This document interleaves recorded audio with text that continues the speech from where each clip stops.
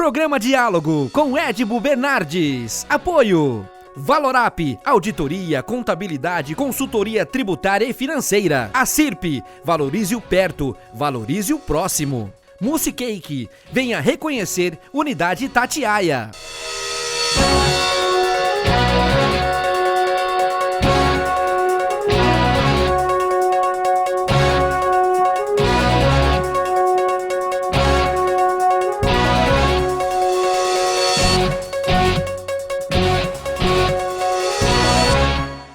Olá, o diálogo dessa semana é comigo e com o Dr. Sérgio Zimmermann, que é o coordenador científico da Sociedade Brasileira de Infectologia. Doutor, muito obrigado por falar conosco. E eu já quero logo de cara deixar essa pergunta que está incomodando as pessoas com relação à vacina de Oxford, né? Essa interrupção. Muito obrigado pelo convite, é um prazer estar com vocês. A questão da vacina de Oxford, da interrupção, foi por na verdade, nós só temos dados pela imprensa, né, e pela própria, um press release que a AstraZeneca, o laboratório detentor da vacina, fez um comunicado oficial. Foi um caso de uma mielite transversa, um problema neurológico que deu, num voluntário, e de acordo com os princípios éticos, você tem que parar para rever, até se não teve nada mais com outros pacientes, alguns efeitos adversos. Os efeitos adversos convencionais, como dor no local da aplicação e febre, que devem estar mencionados também nos dados desses voluntários, são perfeitamente compatíveis com qualquer vacinação que a gente faça, são efeitos colaterais totalmente normais e dentro do esperado. Mas a mielite é um efeito que é raro de acontecer, isso já pode acontecer em outras vacinações, por exemplo, como por exemplo da febre amarela, você pode até ter casos de mielite também, você tem que parar para rever. A grande questão é que existe uma grande ansiedade da população mundial para que tenha o resultado de uma vacina o mais rápido possível, e a comunidade médico-científica não vai fazer desse modo, vai fazer com toda a segurança para a população, para que a gente minimize qualquer risco de maior severidade. O senhor citou exatamente a minha próxima colocação, né? Com relação à ansiedade, e aí eu coloco não só a população, eu coloco também os colegas do senhor médicos no mundo inteiro também, querendo arrumar uma solução para isso, e a imprensa, né? Quer dizer, que de determinado modo, e dependendo da forma como é colocada, deixa mais ou menos o que era uma expectativa gerada, gera uma frustração enorme na população, dependendo de como a forma da notícia é colocada. E esse é uma grande questão, é uma dificuldade para a gente trabalhar com essa ansiedade. Veja, uma vacina, ela tem um desenvolvimento normal entre 5 a 15 anos.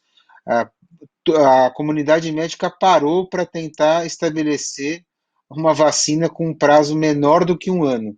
E aí a gente pode colher esses dissabores que estão acontecendo.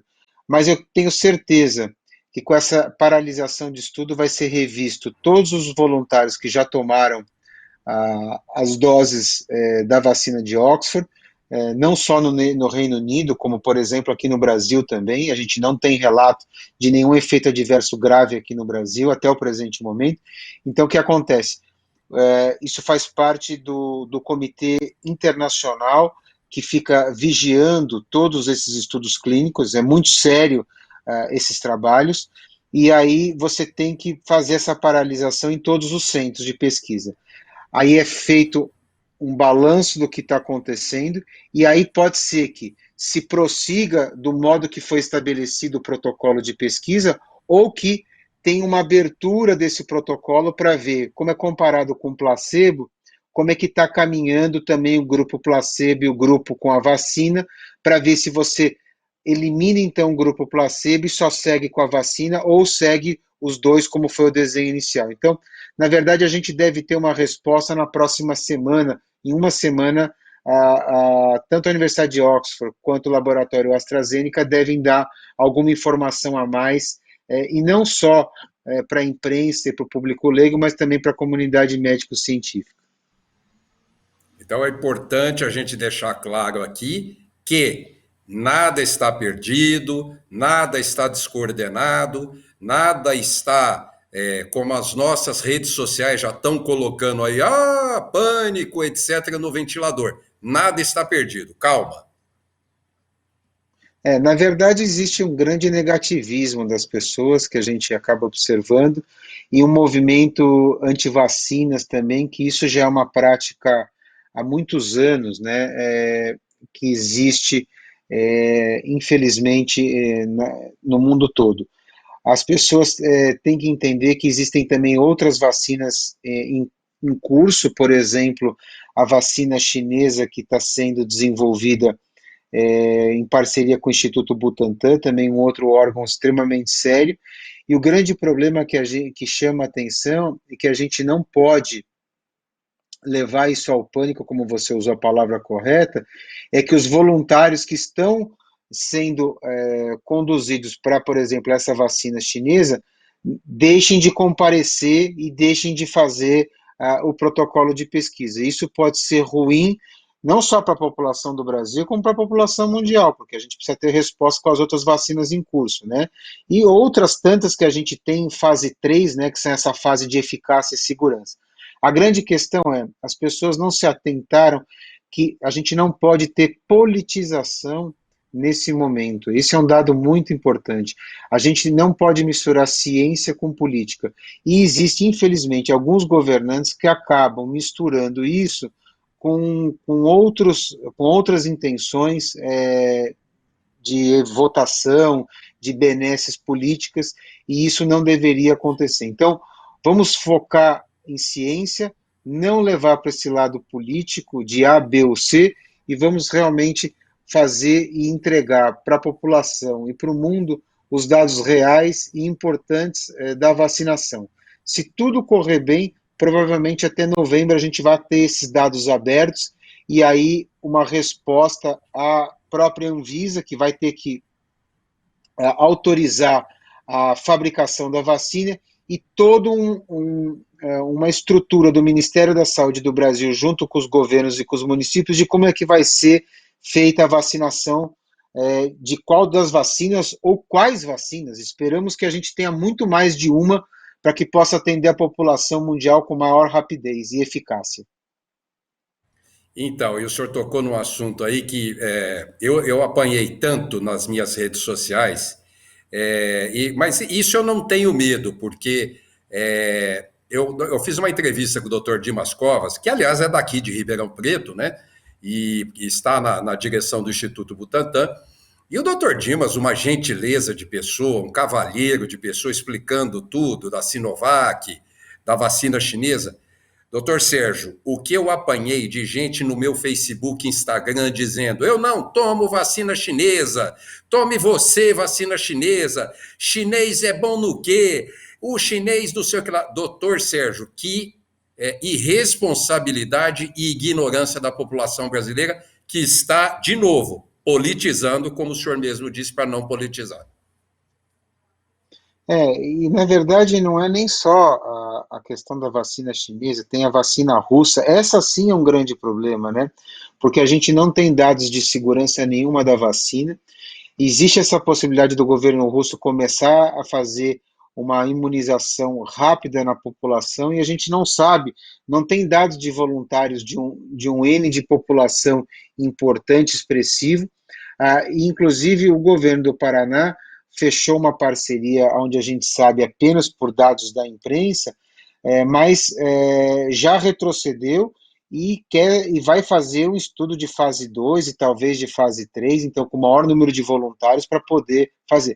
Oxalá que isso seja verdade, que a gente tenha a vacina de Oxford, a vacina chinesa, a vacina russa, a vacina da Moderna, a vacina da Janssen também, que também vai começar a estar em curso, que a gente tenha todas as opções, que são opções que agem diferente em determinadas porções do vírus, e aí a gente possa ter uma melhor expectativa, porque a gente vai demorar a produzir uma única vacina para uma população inteira. A população mundial é de bilhões e bilhões de pessoas. Então, quanto mais a gente tiver de opção, vai ser melhor para todo mundo. O importante é, quando tem uma eficácia relativamente segura, boa, que configure uma imunidade protetora a mais duradoura possível, para que a gente possa entrar essa vacina no nosso curso normal, como aconteceu desde 2009 com o H1N1. Hoje a gente já sabe que o H1N1 a gente tem que tomar de modo anual e a gente tem uma diminuição de número de casos importante. Então você vê que a imprensa pouco notifica o H1N1, apesar de ele existir. Então, a gente espera que com o novo coronavírus também isso aconteça. A gente ainda não sabe saber. Vai ser a cada ano? Vai ser a cada 6 meses? Vão ser 2 doses? Vão ser 3 doses? Vai ser dose única? As respostas ainda vão chegar até o final desse ano, assim a gente espera. O próprio governo russo, né, doutor Sérgio, já depois da gritaria mundial com razão, né, da Organização Mundial da Saúde, já disse que vai submeter à fase 3, vai submeter a todos os órgãos competentes para isso. Quer dizer, o governo russo já voltou um pouquinho atrás no que diz respeito ao cumprimento do todo o processo que deve se ter em função de uma vacina. Porque você tem que cumprir alguns preceitos, algumas regras, e você não pode expor a população ao achismo, né? É exatamente a questão que no início da pandemia se achava que a cloroquina e hidroxicloroquina era adequada para o tratamento, a ivermectina, como tantas outras drogas, zinco, azitromicina. E hoje a gente vê que isso, quando comparado todos os estudos com placebo, não traz benefício clínico para o paciente. Então é isso que a gente tem que ter. A gente tem que ter informações seguras, precisas, para que a gente possa ter uma aplicação na população de modo adequado. É só isso que a comunidade científica pede. E não ficar se pautando por questões políticas. Isso a gente não pode admitir em hipótese alguma, ainda mais tratando-se de seres humanos. E há que se louvar também, porque foi uma surpresa, foi uma coisa muito nova, muito agressiva para o mundo inteiro, e todo mundo foi pego de surpresa. As universidades, todos os países, todos os governantes, todo mundo foi pego de surpresa. O pessoal não pode criticar o que foi dito lá atrás para o que está sendo dito hoje.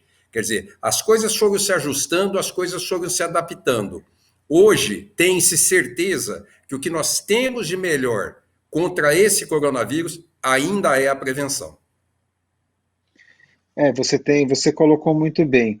O que a gente sabe, o que a gente aprendeu de março até agora, são os 3 pilares de medidas preventivas, que são a higienização das mãos com água e sabão ou álcool gel, o uso de máscaras frequente e o distanciamento social. Isso nós temos certeza que você consegue mitigar a questão da transmissibilidade do SARS-CoV-2, o novo coronavírus.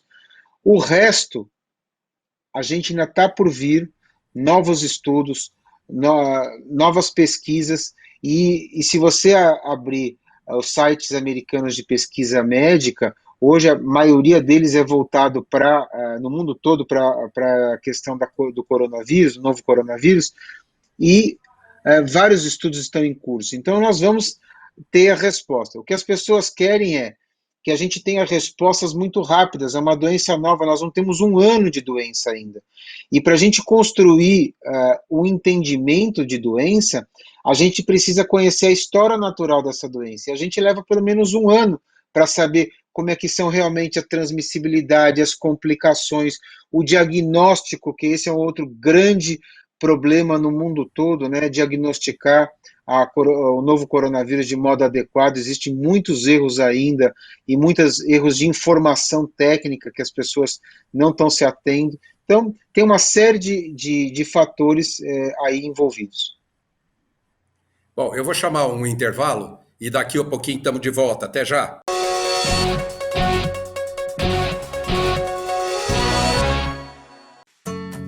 Hoje eu quero aquela brusqueta de pepperoni. Eu não vejo a hora de provar o confit de pato. Ou será que peço o risoto de carne seca, hein? E eu mereço o brownie de sobremesa. Eu vou pedir a torta de chocolate com gelé de damasco. Nossa, a gente nem chegou e já tá pensando na sobremesa. O mousse cake da Itatiaia agora é My Mousse Cake. O mousse cake que você sempre amou, com tudo que você sempre pediu. 1924. O desafio está no ar. Rádio Clube. Liderança total.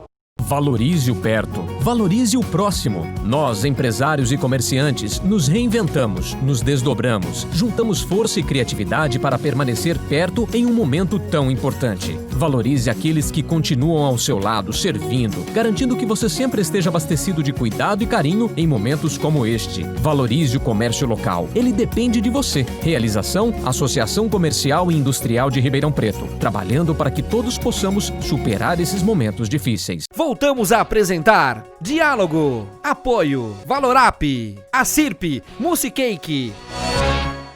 Estamos de volta recebendo o Dr. Sérgio Zimmermann. Tratamos no primeiro bloco bastante sobre as vacinas, né?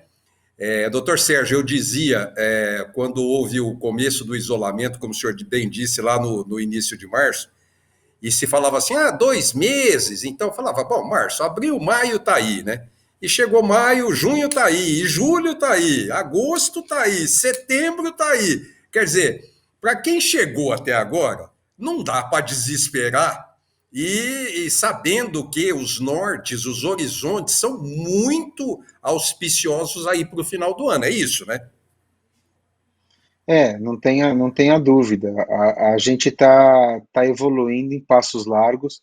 Veja que no nosso estado, o estado de São Paulo, a gente já diminuiu o risco de transmissão para abaixo de 1. Isso é um dado extremamente importante. Nosso pico foi realmente no mês de maio, como era previsto, maio e junho. Realmente a gente teve um sério problema de saúde pública com a maioria das cidades do nosso estado, sobretudo no nosso estado, com ocupação praticamente acima dos 90% nos leitos de UTI. Mas nós saímos dessa fase. Estamos progredindo em passos largos. O grande problema foi esse feriado do dia 7 de setembro, o afluxo de pessoas para as praias, causando aglomeração, e isso que a gente vai agora parar para avaliar. A gente vem num descenso importante, vamos ver se entre 7 e 10, 14 dias aí, passado o 7 de setembro, como é que se vai comportar a questão de novos casos e novos casos de óbito também. Então, isso é muito importante. Vamos ver se a gente passa aí melhor do que a gente fez uma estimativa, porque quando a gente vê aquela quantidade de pessoas achando que tudo tinha acabado e indo para a praia e fazendo aquelas atitudes de modo totalmente, na minha forma de ver, é duro usar a palavra ignorância, eu acho muito pesada, mas sem ter a mínima consciência de pensar no próximo, né? Quando a gente fala numa doença como o novo coronavírus, a gente tem que pensar no próximo. Quando a gente usa a nossa máscara, nós estamos não nos prevenindo só a nós, mas nós estamos prevenindo os outros também. Então as pessoas têm que entender que esse é o momento de uma nova reflexão na vida das pessoas. Cada um não pensar só no seu umbigo, cada um pensar no outro, como é que seria, o que estaria pensando a outra pessoa. Então isso é muito importante. Eu creio que nós vamos ter um novo ciclo no relacionamento das pessoas quando tudo isso passar após essa vacinação em massa na população mundial. O senhor falou do dia 7 de setembro e todas as autoridades sanitárias, científicas, Todo mundo chamou atenção para o que aconteceu no 7 de setembro. O problema é que o 12 de outubro está chegando, doutor. E também, a continuar dessa maneira, já estou pensando no 2 de novembro, enfim, quer dizer, eu gostaria era de ter, não só por parte das autoridades, uma coisa mais eficiente, né, dos governantes, em termos de mensagem, em termos de recado, e se preciso for, um pouco mais de rigidez, porque a gente sabe que daqui, como o senhor disse, 7, 10, 14 dias, os números vão dar um pulo. Na verdade, a gente tem que tentar esperar esses resultados para a gente ver o que vai fazer, para realmente tomar uma decisão um pouco mais drástica nesses 2 feriados subsequentes do mês de outubro e de novembro. Vamos torcer. Dizem, né, aquela velha ditado que Deus é brasileiro e que a gente espera que realmente isso não vá aumentar o número de casos. Mas isso já é uma lição para se pensar, todos os governantes, como é que vai ser montada uma estrutura para esses próximos 2 feriados. Eu acho que a gente precisa trabalhar isso nesse próximo mês agora, junto com todas as autoridades sanitárias e políticas do país, para ver qual vai ser o norte que vai ser guiado. É complicado, a gente vive num momento de democracia e eu reprimo qualquer fase de ditadura, mas a gente não pode misturar democracia com libertinagem, né, da população. A gente tem que pensar que cada um tem que cuidar de si próprio e pensar também no próximo. Então, eu acho que as autoridades têm que se reunir, formar um plano de ação e ver a melhor forma democrática para tratar com essa ação. O senhor falou de Deus aí, eu já estou preocupado, porque me falaram que ele está com falta de olfato, com sem paladar e com falta de ar, eu já estou um pouco preocupado. Mas vamos falar um pouco do tratamento, que também, doutor Sérgio, eu imagino que adiantou muito. Eu creio a gente ter ouvido por parte de vocês, profissionais, lá atrás, claro que pelo desconhecimento da situação, e na tentativa de se tratar e salvar vidas, não é verdade? A própria hidroxicloroquina, ivermectina, e foi se tentando. Porém, foi se descobrindo a ação do vírus dentro do organismo, que ele pode trazer outras complicações, que existem medicações paliativas, falaram em corticoides. Eu queria que o senhor falasse um pouquinho disso para a gente. Então, na verdade, o grande boom, né, não só no Brasil, mas no mundo todo, foi com a introdução de hidroxicloroquina, cloroquina, associada a um antibiótico, azitromicina, em alguns locais até a administração de zinco concomitante.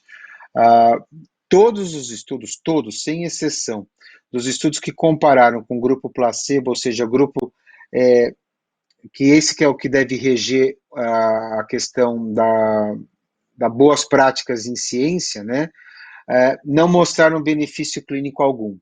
O que mostrou benefício clínico foram estudos observacionais, que na verdade eu dou a medicação, não comparo com nada, só que existe uma informação importante. 80% dos casos dos indivíduos que vierem a ter a Covid-19 vão ser leves ou brandos, vão curar com ou sem qualquer fármaco. Então, isso é muito importante. As pessoas não conseguem entender essa questão. Então, dados observacionais não são remetidos para a ciência de uma maneira enfática. Em relação aos corticoides, sim, esse mostrou que nos pacientes críticos, ou seja, os pacientes em unidade de terapia intensiva, foi o famoso estudo Recovery, que foi visto na Inglaterra, mostrou que uma dose ao redor de 6 miligramas por dia de dexametasona teve um certo benefício clínico do paciente. Então, ele já é adotado nos casos críticos, o corticóide. Como é também adotado já o anticoagulante também como um critério. Mas uma droga específica para combater o vírus e que vai agir, isso a gente ainda não tem um dado seguro. Como a gente não concorda com vários médicos, e aí cada um sabe discernir o certo do errado, de fazer essa questão do tratamento precoce, né? A pessoa tem a sintomatologia, como você brincou, perda do olfato, perda do paladar, uma dor de cabeça, uma febre, uma diarreia, faz o diagnóstico, é Covid, é um caso leve ou brando, já começa a tomar hidroxicloroquina, cloroquina, ivermectina, zinco, complexo de vitamina C. Mas, doutor, o médico lá em Brasília está receitando. O que o senhor quer que eu faça? Na verdade, é essa que é a questão, né? O protocolo do Ministério da Saúde do Brasil, ele adota essa linha. E nós, a comunidade científica, todas as sociedades científicas no mundo todo, inclusive a Sociedade Brasileira de Infectologia, não tem esse pensamento. Mas o Conselho Federal de Medicina deixou muito claro que tem que existir um compartilhamento de ideias entre o paciente e o médico. Se o médico e o paciente querem tomar determinada medicação, eles têm que assinar um termo de consentimento. E isso o Conselho Federal de Medicina apregoa e está deixando. Do ponto de vista científico, não deveria ser feito, mas cada médico tem a sua experiência, tem o seu discernimento, e cada um vai fazer do jeito que achar melhor. A nossa opinião, como médico, pesquisador, por exemplo, no Emílio Ribas, que é um grande instituto de pesquisa, um dos maiores da América Latina, e a sociedade que eu sou coordenador científico, Sociedade Brasileira de Infectologia, nós não acreditamos no tratamento precoce até a data de hoje. Se a gente tiver dados científicos que mostrarem diferente, nós vamos ser os primeiros a vir a público comentar esses dados e começar a prescrição. Mas até o presente momento, a gente não acredita que tenha nada efetivo, sem ser as medidas preventivas que nós já comentamos anteriormente. Doutor, chegamos ao final do programa, quero agradecer sua gentileza. Espero que a população da região de Ribeirão Preto esteja aí, tenho certeza que feliz depois de ouvir essas suas palavras e que o brasileiro está em boas mãos. Isso é que é o mais importante. Nós temos aí um time cientistas e médicos sanitaristas de primeira linha. Muito obrigado, doutor. Obrigado pelo convite. Lembrar que realmente a população tem que acreditar nos médicos do Brasil. A formação médica no Brasil é excelente. Nós temos excelência nas nossas universidades, nos nossos centros de pesquisa. Confiem em nós. Tentem ficar em casa o máximo que conseguirem. Façam as medidas preventivas. Não acreditem em fake news e movimentos anti-vacinas. Nós todos juntos vamos conseguir vencer a Covid-19. Show Covid-19 para todo mundo. Um abraço a todos, até a semana que vem. Programa Diálogo com Edibo Bernardes. Apoio Valorap, auditoria, contabilidade, consultoria tributária e financeira. A CIRP, valorize o perto, valorize o próximo. Musicake, venha reconhecer Unidade Itatiaia.